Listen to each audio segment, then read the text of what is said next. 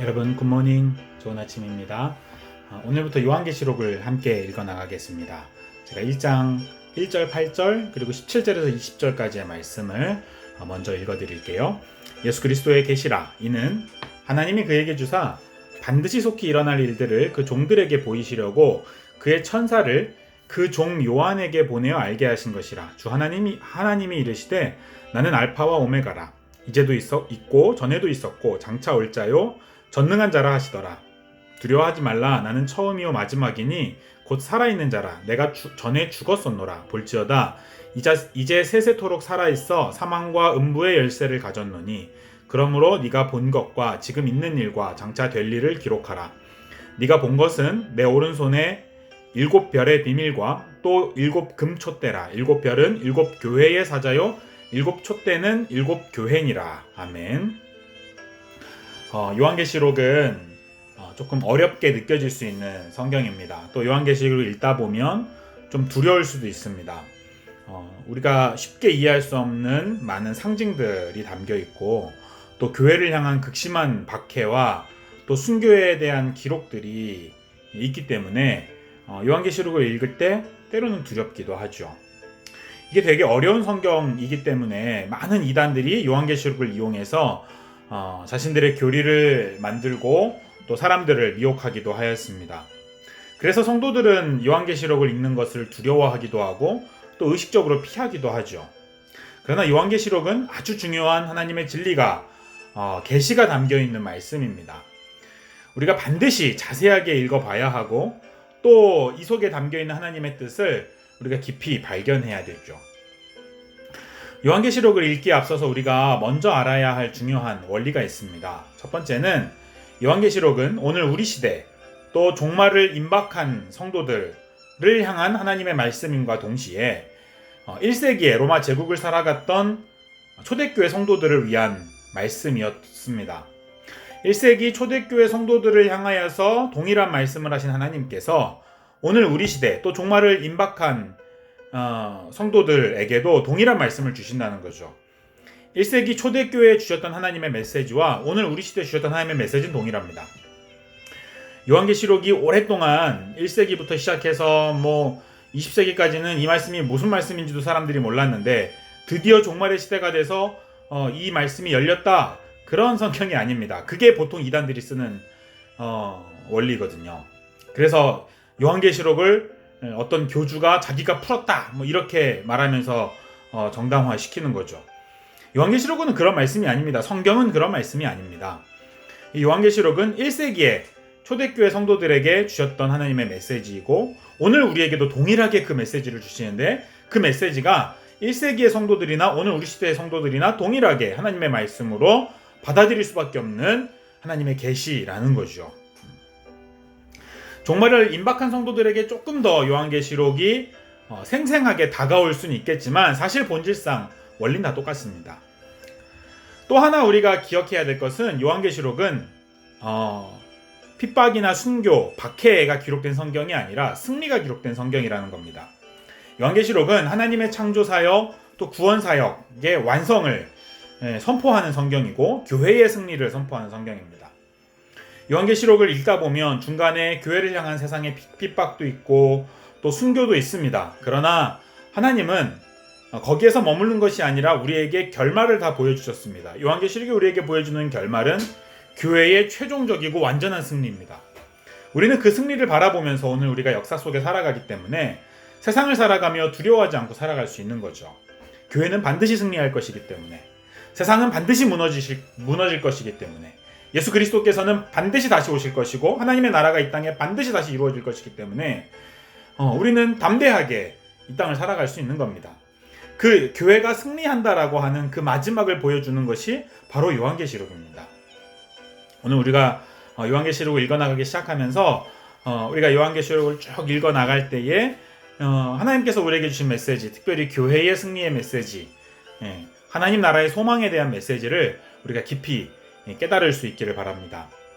요한계시록 1장은 요한계시록이 어떤 성경인지를 우리에게 먼저 말합니다. 이 성경은 하나님께서 앞으로 일어날 일, 그러니까 교회가 세워진 이후에 예수님께서 다시 오실 때까지 이 땅에서 일어날 일들에 대해서 말씀하는 성경입니다. 요한계시록 1장은 두 번이나 반복해서 예수님께서 직접 나타나셔서 나는 알파와 오메가다, 나는 처음이요 마지막이다 이렇게 말씀합니다. 이것은 요한계시록이 가리키는 이 역사라고 하는 것이 결국에는 역사의 시작과 끝에 예수 그리스도께서 서 있음을 보여주는 역사다라는 거죠. 역사가 흔히 우리가 살아가고 있는 역사, 우리 국가의 역사, 또 2020년의 역사, 또 우리 개인의 역사, 모든 역사들이 있을 텐데 이 역사들이 어떤 권력 투쟁이나 또는 우연한 사건들의 반복 속에서 그냥 방향 없이 흘러가는 것처럼 보일 수 있지만 사실은 모든 역사의 시작과 마지막에는 예수 그리스도께서 계신다는 거죠. 이 시작과 마지막에 예수 그리스도께서 계신다는 것은 이 역사 자체가 예수 그리스도께서 다스리시는 것이라는 겁니다.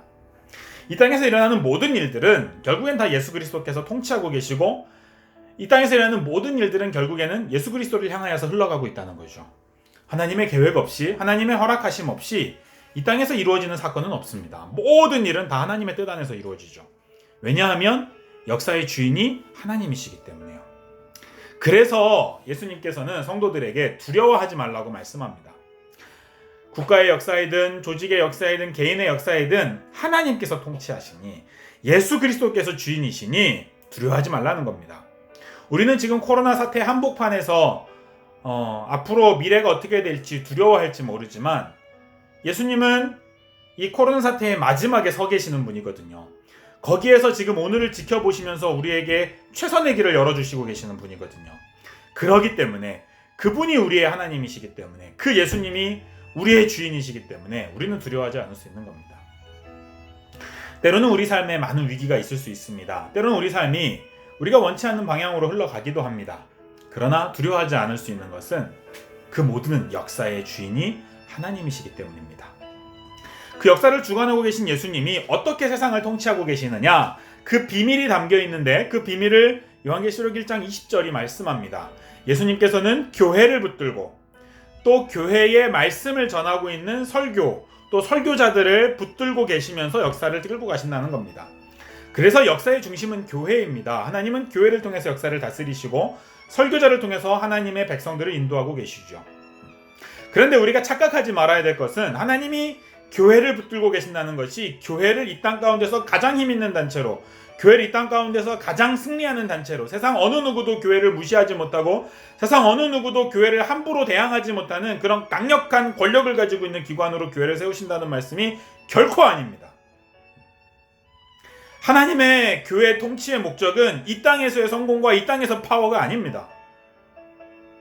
이 땅에서 있는 모든 일들은 다 망할 거거든요. 이 땅에서 있는 모든 정치 권력들, 이 땅에 있는 모든 국가 권력들 다 망할 거거든요. 그게 요한계시록의 결론이거든요. 요한계시록이 보여주는 진정한 가치는 하나님 나라거든요.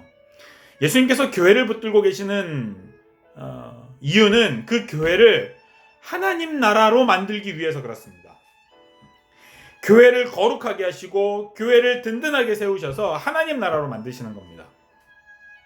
이 세상에서 아무리 조롱하고 이 세상에서 때로는 핍박받고 이 세상에서 실패하기도 하고 때로는 가난하기도 하고 병들기도 하지만 때로는 세상에 패배하는 것처럼 죽음으로 끌려가고 박해받고 순교할지라도 그럼에도 불구하고 하나님 나라를 바라보며 영원한 하나님 나라를 대망하며 영원한 하나님 나라가 지금 교회 속에 있음을 믿으며 흔들림 없이 하나님을 바라볼 수 있는 하나님의 백성들을 교회 안에 남겨두고 싶은 겁니다. 그게 예수님께서 교회를 다스리시는 방법입니다. 그게 예수님께서 설교자들을 사용하셔서 교회를 다스리고 계시는 방법이죠. 그래서 교회는 세상에서 성공하지 않을 수도 있습니다. 교회는 세상에서 실패할 수도 있습니다. 가난할 수도 있습니다. 박해받을 수도 있습니다. 순교할 수도 있습니다. 우리가 그것을 향하여서 대항할 필요도 없고 저항할 필요도 없습니다. 우리의 목표는 이 땅이 아니기 때문에 그렇죠. 우리의 목표는 영원한 하나님 나라. 예수님께서 다시 오셔서 이 땅에 우리의 가운데 세우실 영원한 하나님 나라.